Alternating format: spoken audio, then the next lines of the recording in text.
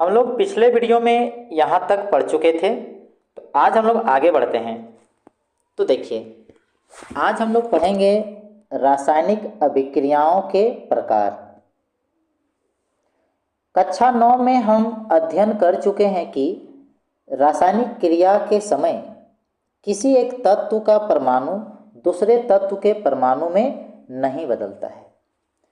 कक्षा 9 में हम लोग ये पढ़े हैं कि जब कोई रासायनिक क्रिया होता है तो एक तत्व का परमाणु दूसरे तत्व के परमाणु में नहीं बदलता है। ना तो कोई परमाणु मिश्रण से बाहर जाता है और ना ही बाहर से मिश्रण में आता है। वास्तव में किसी रासायनिक अभिक्रिया में परमाणुओं के आपसी आबंध में टूटने एवं जुड़ने से नए पदार्थ का निर्माण होता है। मतलब रासायनिक अभिक्रिया जब होता है तो पहले जो परमाणु के आपस में जो बंधन थे वो टूटता है और फिर नए बंधन बनते हैं। तो परमाणुओं के आपसी आबंध के टूटने और जुड़ने से नए पदार्थ का निर्माण होता है। जैसे मान के ये देखिए, ये कोई परमाणु है, ठीक है, ये 3 परमाणु है और उसके बाद ये कोई दूसरा है 3, तो इसके बीच में बंधन टूटेगा तो क्या होगा देखिए। तो मान लेते हैं कि ये काला अलग हो गया और यहाँ से लाल वाला आ गया यहाँ पर। तो आप यहाँ देख सकते हैं, यहाँ से अलग हुआ, यहाँ से अलग हुआ और यहाँ जुड़ गया है। तो इसी तरह का देखने को मिलता है जब रासायनिक अभिक्रिया होता है तो परमाणुओं के बीच में, मतलब उसके जो पुराने जो आबंध होते हैं वो टूटते हैं और नए आबंध बनते हैं और नए पदार्थों का निर्माण होता है। परमाणुओं के बीच विभिन्न प्रकार के आबंध के बारे में आप अध्याय 3 और 4 में अध्ययन करेंगे। परमाणुओं के बीच विभिन्न प्रकार के आबंध के बारे में आप अध्याय 3 तथा अध्याय 4 में करेंगे। मतलब आबंध के बारे में पूरी जानकारी आपको मिलेगा अध्याय 3 में और अध्याय 4 में। तो आइए पहला अभिक्रिया जानते हैं जिसका नाम है संयोजन अभिक्रिया। क्रियाकलाप 1.4।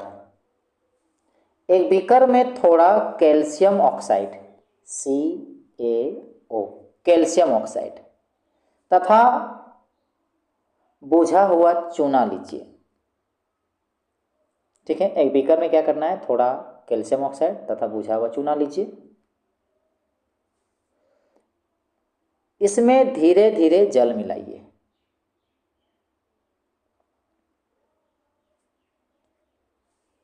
अब बीकर को स्पर्श कीजिए और चित्र 1.3 में दिखाया गया है, आप देखिए। क्या इसमें ताप में कोई परिवर्तन हुआ?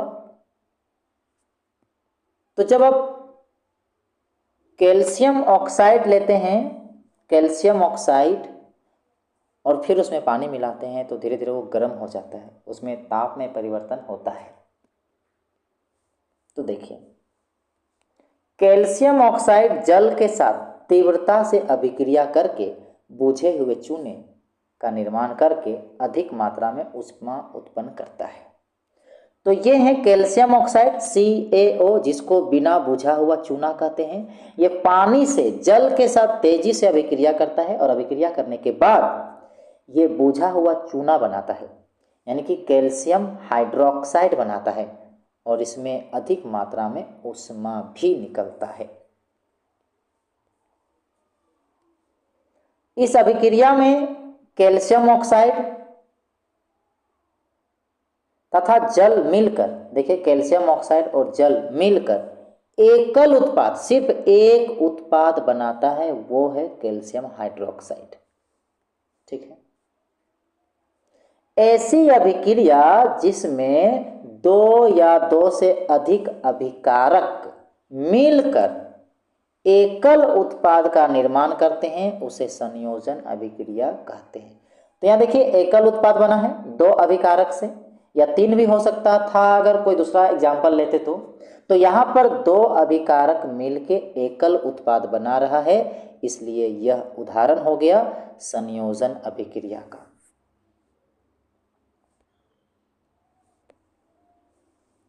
क्या आप जानते हैं देखिए इसमें ऊपर की अभिक्रिया में निर्मित बुझे हुए चूने के विलयन, बुझा हुआ चूना का जो विलयन होता है उपयोग दीवारों की सफेदी करने के लिए किया जाता है। वायु में उपस्थित कार्बन डाइऑक्साइड के साथ धीमी गति से अभिक्रिया करके दीवारों पर कैल्शियम कार्बोनेट की एक पतली परत बना देता है। सफेदी करने के 2-3 दिन बाद कैल्शियम कार्बोनेट का निर्माण होता है और इससे दीवारों पर चमक आ जाती है। रोचक बात यह है कि संगमरमर का रासायनिक सूत्र भी CaCO3 ही है। संगमरमर का भी सूत्र यही होता है, CaCO3 यानी कैल्शियम कार्बोनेट। आइए संयोजन अभिक्रिया के कुछ और उदाहरणों पर चर्चा करें। कोयले का दहन, कोयला क्या है? कार्बन है।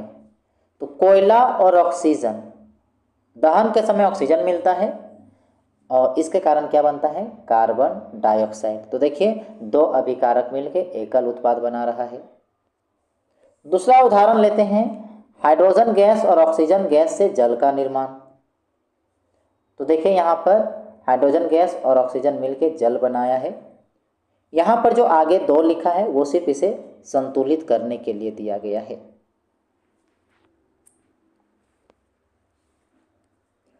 सरल शब्दों में हम कह सकते हैं कि जब 2 या 2 से अधिक पदार्थ, तत्व या यौगिक हो सकता है, संयोग करके यानी जुड़ के एकल उत्पाद का निर्माण करते हैं, ऐसी अभिक्रियाओं को संयोजन अभिक्रिया कहते हैं।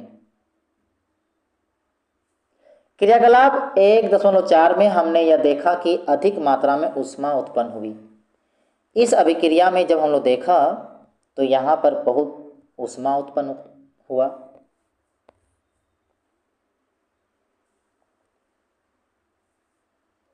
इससे अभिक्रिया का जो मिश्रण है वो गर्म हो जाता है।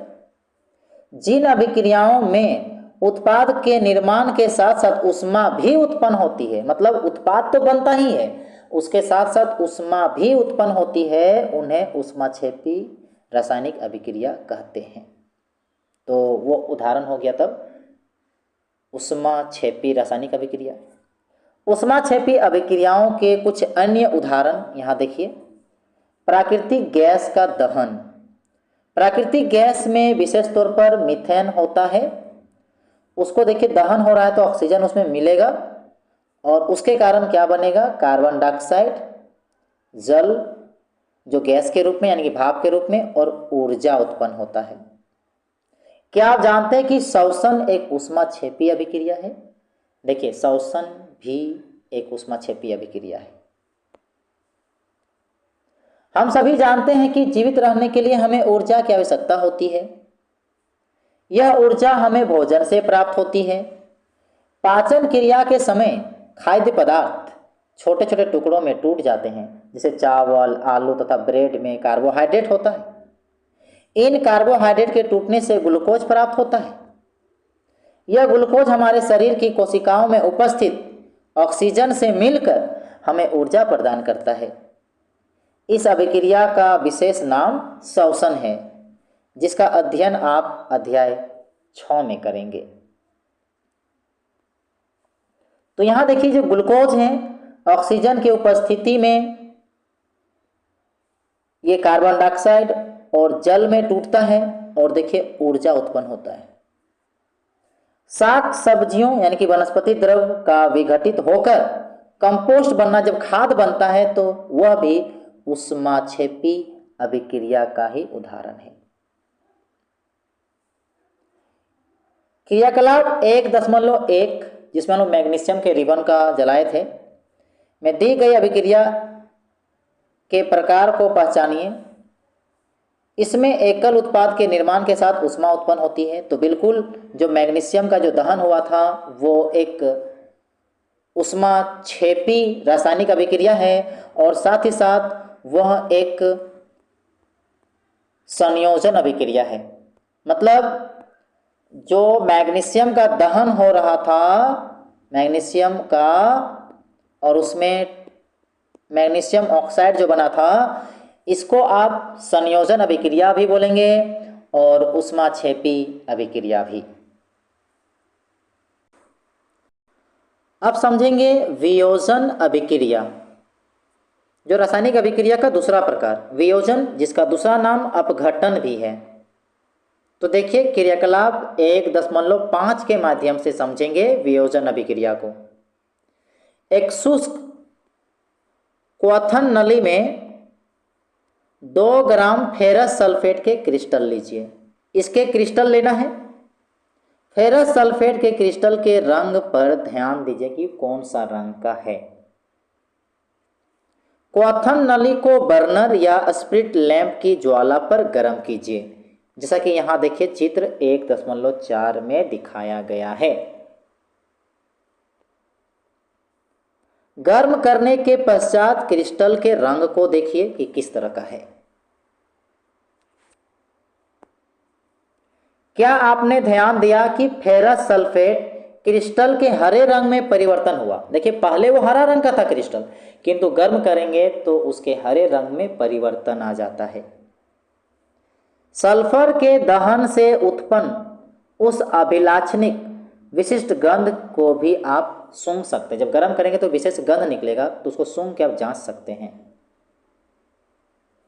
तो देखिए यहाँ पर फेरस सल्फेट को गर्म किया गया तो क्या बन गया? फेरिक ऑक्साइड, सल्फर डाइऑक्साइड और सल्फर ट्राइऑक्साइड। आप देख सकते हैं कि इस अभिक्रिया में एकल अभिकर्मक, देखिए ये सिर्फ एक था, एकल अभिकर्मक टूटकर छोटे छोटे उत्पाद प्रदान करता है। आप देख सकते हैं कि इस अभिक्रिया में एकल अभिकर्मक टूटकर छोटे छोटे उत्पाद प्रदान करता है। मतलब एक अभिकर्मक टूट रहा है और छोटे छोटे उत्पाद बना रहा है, इसलिए यह एक वियोजन अभिक्रिया है।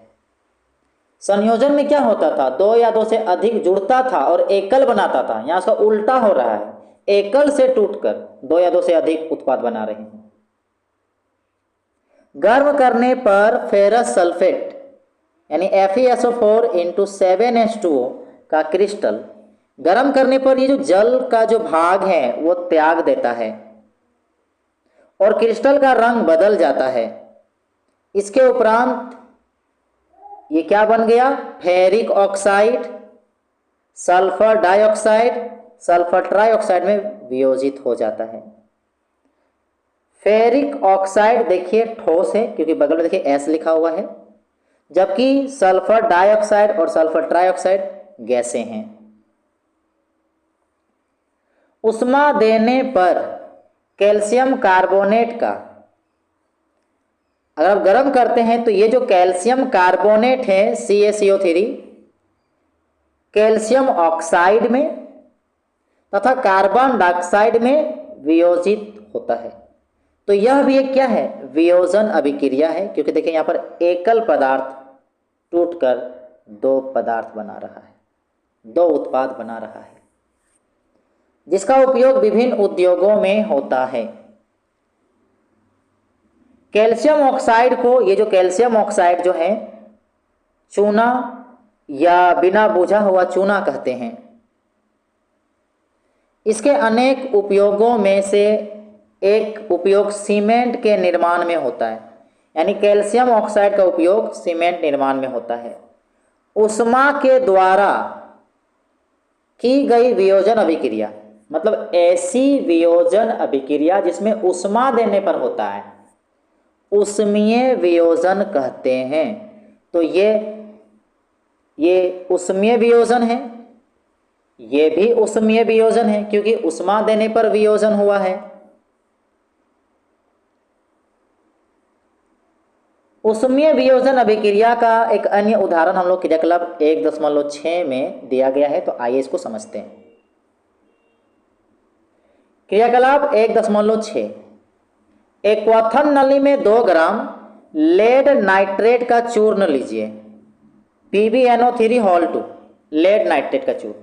चिमटे से क्वथन नली को पकड़कर ज्वाला के ऊपर रखना है और गर्म कीजिए, जैसा कि चित्र 1.5 में दिखाया गया है। आपने क्या देखा यदि कोई परिवर्तन हुआ है तो उसे नोट कीजिए। तो देखिए, आप देखेंगे कि भूरे रंग का धुआं उत्सर्जित होता है।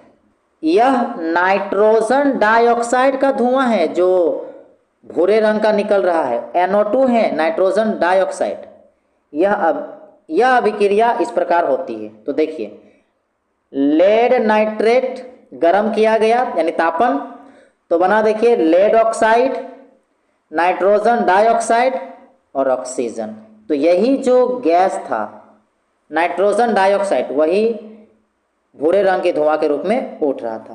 तो यहाँ देखिए एकल पदार्थ टूटा है और 3 उत्पाद बनाया है, तो ये वियोजन अभिक्रिया है। और चूंकि उष्मा दिया है तो उष्मीय बोलेंगे।